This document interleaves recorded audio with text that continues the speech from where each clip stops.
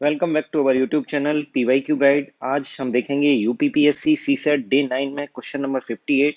ये time speed dispense का based question है।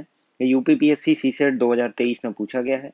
हम डेली सीसेट का एक क्वेश्चन देखते हैं जिससे कि आपका सीसेट का डर खत्म होता है और ये काफ़ी बहुत सारे एग्जाम्स के लिए काफ़ी इंपॉर्टेंट है। आइए देखते हैं question number 58।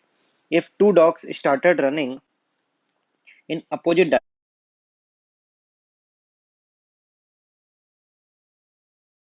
Of diameter 7 metre, ये हमें ध्यान रखना होता है। जब भी सर्कुलर पाथ है तो डायमीटर दिया है या रेडियस दिया है, इसका बेसिस ध्यान रखना है।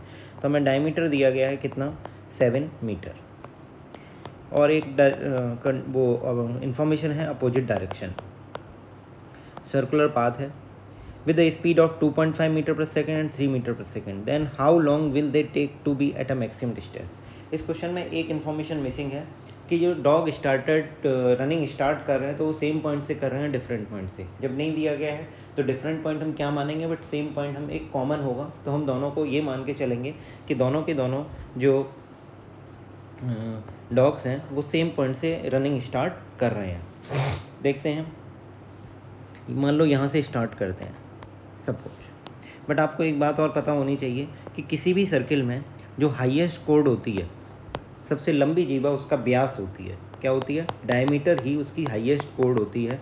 उसकी सबसे लंबी जीवा, वृत्त की सबसे लंबी जीवा उसका व्यास होती है। अब क्वेश्चन में हमसे यही पूछा गया है कि कितने समय बाद वो मैक्सिमम डिस्टेंस पे होंगे। तो मैक्सिमम डिस्टेंस पे होने का मतलब ये होता है कि वो एक दूसरे के मतलब डायमीटर के अपोजिट एंड पे होंगे। मतलब यहाँ से वो D1 और D2 दो डॉग हैं, एक 2.5 मीटर पर सेकंड की स्पीड से चल रहा है, एक 3 मीटर पर सेकंड की स्पीड से चल रहा है, अपोजिट डायरेक्शन में रनिंग स्टार्ट कर रहे हैं। यहाँ पे D1 पहुँचेगा, यहाँ पे D2 पहुँचेगा। इन दोनों के बीच में जो डिस्टेंस है वो 7 मीटर मैक्सिमम होगी।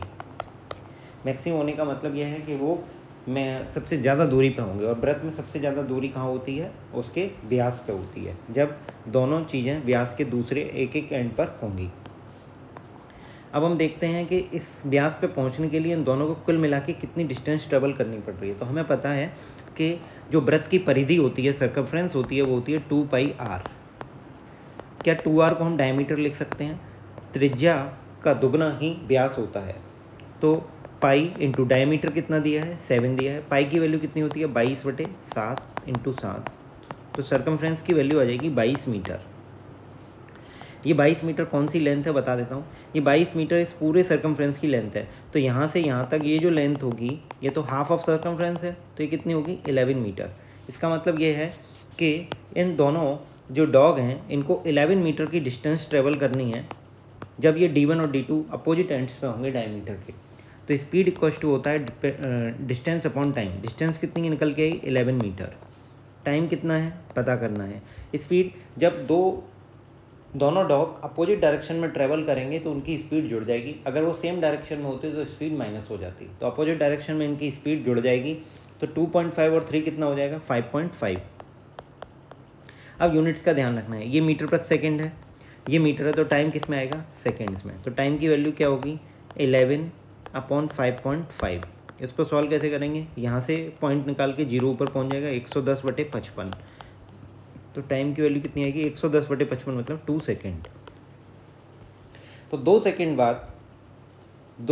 बाद ये दोनों डॉग जो हैं डायमीटर के अपोजिट एंड पे होंगे, मतलब मैक्सिमम डिस्टेंस पे होंगे।